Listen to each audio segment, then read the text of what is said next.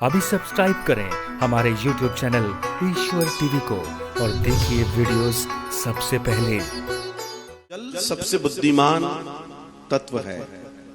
जल सबसे ज्यादा बुद्धिमान है। अब तो वैज्ञानिक भी इस पर पूरा, जो आज के वैज्ञानिक है, बहुत काम करने लगे हैं और वो अपने आप में वैज्ञानिकों ने कह दिया है कि ये जल जल नहीं है, ये अपने आप में लिक्विड कंप्यूटर है। अब आप विचार कर सकते हैं, जल को वैज्ञानिक कह रहे हैं ये लिक्विड कंप्यूटर है।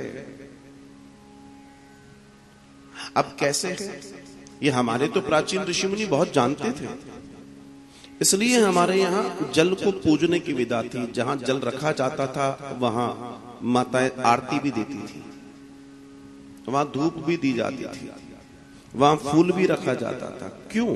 क्योंकि जल में इतनी इतनी इतनी तेजी से अपने आप को कन्वर्ट करने की ताकत है कि जल अपने आप में आपकी औषधि बन सकता है। आपकी तमाम बीमारियों को अकेला जल ठीक कर सकता है। यस, अकेला जल। मान लीजिए आप कहीं बैठे हैं, किसी के यहां गए आप और उसने आपको पीने के लिए पानी दिया। अगर आप इस विज्ञान को जान गए, मैं आपको जो बताना चाहता हूं, तो आप पानी के साथ क्या करेंगे ये आपकी इस ज्ञान के ऊपर निर्भर करता है। सबसे पहली चीज है कि जीवन में अगर आप जल तत्व को मजबूत करना चाहते हैं तो आपका जल तत्व ताम्र पात्र में होना चाहिए, क्योंकि तांबा जल की बैलेंसिंग बहुत अच्छे से करता है। कॉपर, इसलिए हमारे प्राचीन समय में, अब तो खैर लोग वो हैं, प्राचीन समय में हर घर में पानी का जो बर्तन था वो तांबे का जरूर होता था, घड़ा तांबे का होता था।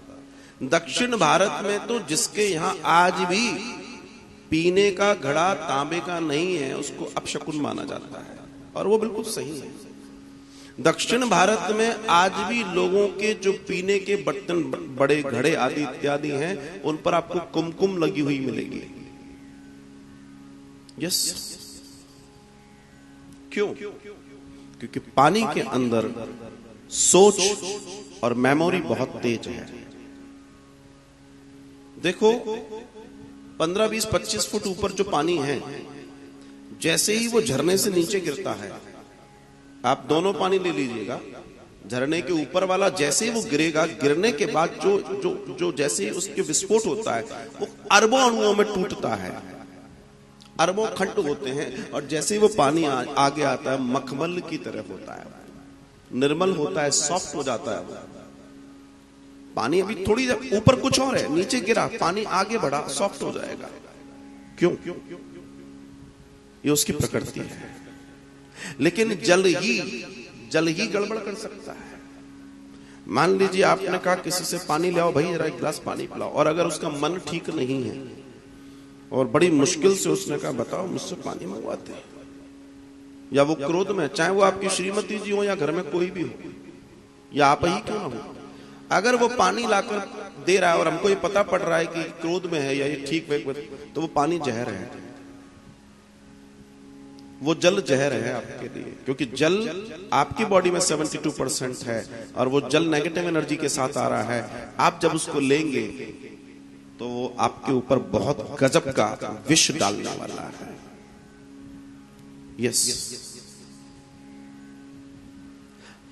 जब भी आप जल पिए, जब भी आप जल पिए, एक सेकंड के लिए उस जल को देखिए जरूर। जीवन में ध्यान रखना, जब भी जल पियो, जल को भले एक सेकंड के लिए बड़े प्रेम से देखो, बड़े प्रेम से। वो जल आपके लिए औषधि बन जाएगा। आपका ग्राहीपन, आप जब जल को ले रहे हैं, आपकी जल कितना एडवांस है, कितना एडवांस है कि जब आप जल ले रहे हैं और लेते समय जो आपकी मनोवृत्ति है, जल वैसा हो जाएगा। कोई कितना ही बेकार पानी ले आए, खारा पानी ले आए, मैं आपको करके बताऊंगा। अब खारा पानी दीजिए, बस मुझे 2 मिनट चाहिए, उस पानी को मैं बात करूंगा उससे और वो मीठा हो जाएगा। 2 मिनट लगेंगे, वो मीठा हो जाएगा। क्यों? क्योंकि पानी बहुत चतुर है। वो तुरंत आपके अंदर के कंप्यूटर से ज्वाइन होता है और वो अपनी प्रवृत्ति बदल लेता है। वो अपनी प्रवृत्ति बदल देता है।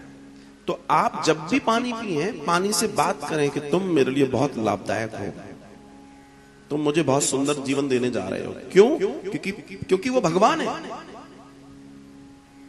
हम क्यों पूज रहे हैं उसे? क्योंकि वो भगवान है।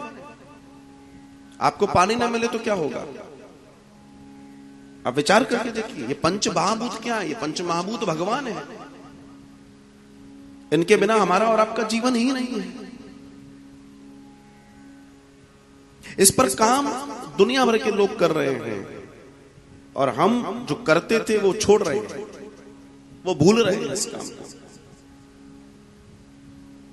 जल को रखने की सबसे अच्छा पात्र, श्रेष्ठ पात्र अगर कुछ है तो वो तांबा है। और अब सब प्लास्टिक में चला गया, जिसके अंदर अनेकों गड़बड़ है। तो आप कितना भी दुनिया का अच्छे से अच्छा पानी पी लीजिए, कितनी भी अच्छे अच्छे प्लांट अपने घरों में लगा लीजिए, लेकिन आपको अच्छा पानी नहीं मिल रहा है। आपको स्वास्थ्यवर्धक पानी नहीं मिल रहा है, आपको सिर्फ पानी मिल रहा है। ये गेम O2 और H2O का नहीं है, ये खेल उससे बहुत बड़ा है।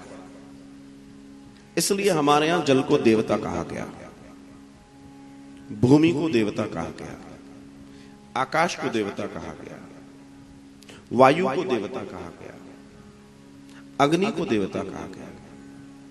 और इन पांचों से हम बनते हैं। इट मींस ये सबसे महत्वपूर्ण चीज है। इनमें सबसे ज्यादा अधिकता किसकी है? पानी की, वाटर की।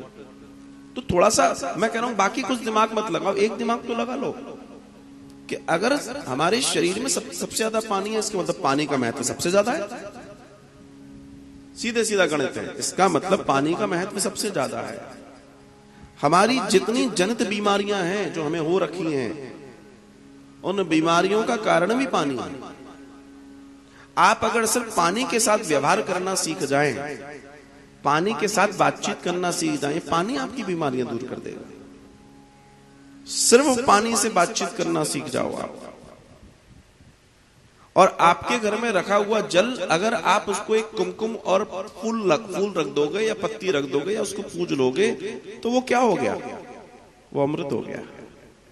क्योंकि वो उसी भावना के, मैंने कहा ना, पानी को वैज्ञानिक कह रहे हैं, ये लिक्विड कंप्यूटर है, ये इतना खतरनाक है कि ये तुरंत चेंज करता है। तुम जिस भाव से इसको देख लोगे, ये उस भाव में बदल जाता है। आप विचार करो, ये उस भाव में बदल जाता है। तो ये जो भाव है, इस भाव को अगर समझ लिया तो हमारा जल तत्व पर नियंत्रण हो जाएगा। और जल तत्व पर अगर आपने नियंत्रण कर लिया तो आपका अपने शरीर से जुड़ी तमाम क्रियाओं और प्रतिक्रियाओं से संपर्क हो जाएगा, कंट्रोल हो जाएगा। वी हैव टू, हमें ये करना भी है। कई बार क्या, जल बोला पानी दो, पी लिया, गड़गड़ गड़गड़ पी गए ना। उससे प्रेम कीजिए, वो सिल्क हो जाएगा आपके लिए, वो औषधि हो जाएगा आपके लिए। और आपके पास कम से कम आपके पास अपना तांबे का बर्तन जरूर होना चाहिए, जिसमें आप जल को पिए। आप एक चीज और नोटिस कर लेना, आप तांबे के बर्तन में जल भर दीजिए। प्रैक्टिस ऐसे ही प्रैक्टिस करोगे। ऐसे तो लैब तो है नहीं आप घरों में। सबसे अच्छी लैब तो हमारी जबान है, दुनिया की सबसे शानदार लैब तो यही है। तो तांबे के बर्तन में पानी रख दो 10 घंटे के लिए, और एक आयरन के या जग में, स्टील में, कुछ में रख दो। और वो दोनों पानी 10 घंटे के बाद पीना, आपको पता पड़ जाएगा। मेरी बात अपने आप समझ में आ जाएगी आपको। यही कारण है कि जब हम मंदिर में जाते हैं तो मंदिर में भगवान को स्पर्श, वो जल जो हम पंडित जी से कहते हैं कि कृपा करके दे दीजिए हाथ में, आप चरणामृत लेते हैं। चरणामृत क्या है? ये उस दिव्य ऊर्जा से जुड़ा हुआ है। अब ये पानी उस दिव्य ऊर्जा से जुड़ गया। ये पानी जहां से जुड़ेगा वो काम करेगा। ये पानी गंदगी से जुड़ेगा तो बीमारियां जनित कर देगा। मगर यही पानी जब भगवान के चरणोदर बन जाता है तो क्या होता है? अमृत हो जाता है। वो एक छींटा जब पंडित जी फेंकते हैं, उस एक छींटे को पाने के लिए लोग हाथ जोड़कर खड़े होते हैं। एक छींटा पड़ जाए, वो एक छींटा क्या है? वो दिव्यता से, ऊर्जा से भरा हुआ है। वो सामान्य जल नहीं है, वो बिल्कुल सामान्य नहीं है। उसमें असीम ऊर्जा भरी हुई है। क्यों? क्योंकि वो एक दिव्य देवता के संपर्क में है। वो एक पॉजिटिविटी के माहौल के संपर्क में है। वो पूजा गया है। वो जल सामान्य नहीं है, वो पूजा गया है। उसमें अमृत आ चुका है, उसके गुण बदल चुके हैं, उसके अंदर की पूरा जो उसका साइंस है वो बदल चुका है। अभी वो अमृत बन गया, अभी वो औषधि बन गया है। इसलिए आप देखिए मंदिरों में उस जल को लेने के लिए लोग दोनों हाथ खड़े रहते हैं, बस इतना। वो जल सामान्य नहीं है। उस जल को कोई दुनिया के लेबोरेटरी उस जल के उसके अंदर जो तत्व है उसको बना नहीं सकती। वो जल स्वयं बनाता है। जिस प्रक्रिया में वो आ जाएगा, आप देखिए बारिशें आ रही हैं, यही जल बीमारियां भी फैलाएगा। यही जल फैलाएगा कि कुछ और? यही जल फैलाएगा। लेकिन इसी बारिश में अगर आपने पानी से बातचीत करना सीख ली तो यही पानी आपको डॉक्टर के पास ले जाने की जरूरत नहीं होगी। अगर हम सिर्फ पानी से दोस्ती करना सीख जाएं। आप एक समय बताइए, एक जमाना था, एक गांव में एक वैद्य हुआ करते थे और गांव चल रहा था। शहर में गिने चुने डॉक्टर हुआ करते थे, शहर चल रहे थे। आज हर गली में डॉक्टर बैठा है, फिर भी उसकी दुकान के बाहर लोग लाइन लगाकर खड़े हैं। क्या कारण है? क्योंकि हम प्राचीन पद्धति भूल गए, हम पानी को पूजना भूल गए और पानी के साथ व्यवहार करना भूल गए। क्योंकि ऑटोमेटिकली हमारी बॉडी पूरी पानी से सृजित हो रही है।